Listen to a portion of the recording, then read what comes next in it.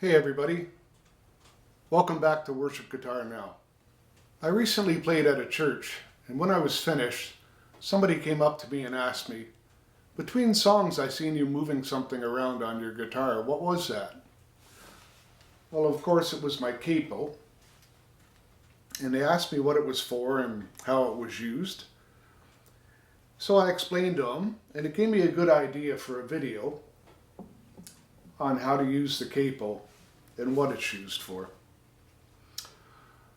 So if you're not familiar with using the capo, grab your guitars, grab your capo, grab yourself a drink, and meet me back here and we'll learn it together.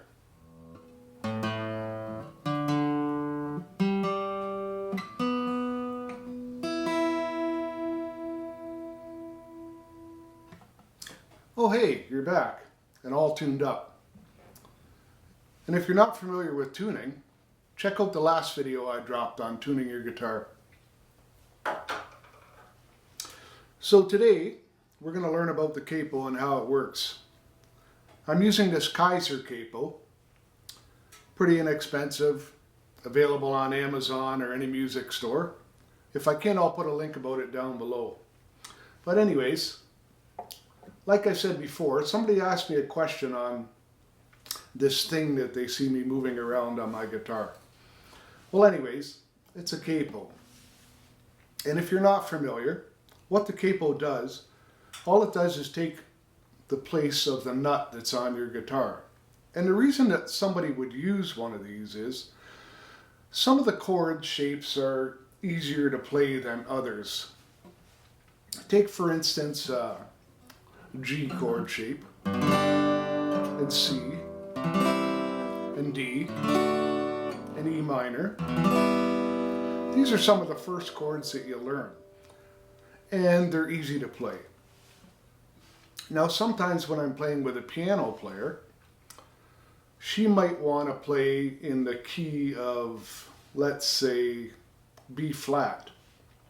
Now B flat is a little bit more challenging to play in, especially when your hands get a little bit older and they don't work like they used to. So in order to play in B flat, you have shapes similar to this, which are a little bit harder to play. Now though I can play them, I prefer to play easier shapes, of course. So when a piano player asks me to play something in B flat, what I'll usually do is transpose the song into the key of G. And the way this capo works is, say we were playing a song that was transposed into the key of G. So if we moved it up a semitone or one fret, so it would make the G into G sharp, which would be right there. Now, my G chord, though I'm playing a G, it's actually a G sharp. Now if I moved up two semitones, moved my capo up to the second fret, and I played a G, now the G, though I'm still playing the same chord, is an A. Now if the piano player, like I said, was wanting me to play in B flat, then I would move to the third fret. So you have G sharp at the first fret, A at the second fret, and A sharp at the third fret, or B flat is the same as A sharp.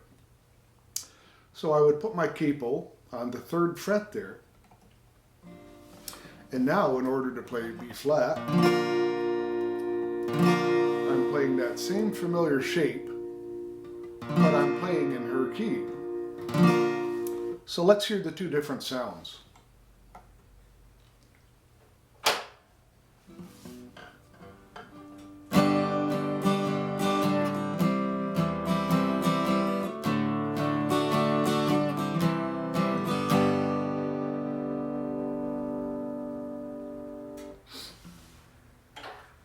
Now let's put our capo back on, the third fret.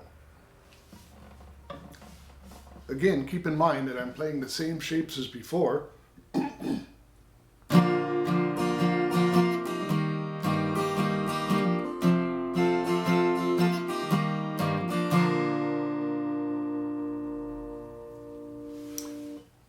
we've now transposed from G to B flat. And that capo can be placed anywhere on the neck at all.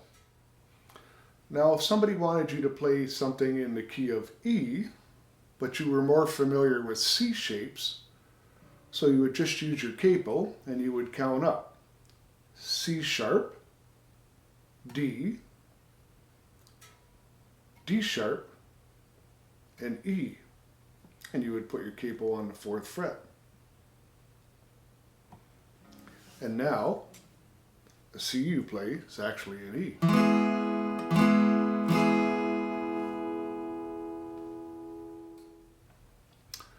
I hope you enjoyed this video, and I hope you now gained a little bit more knowledge about the capo and how to use it.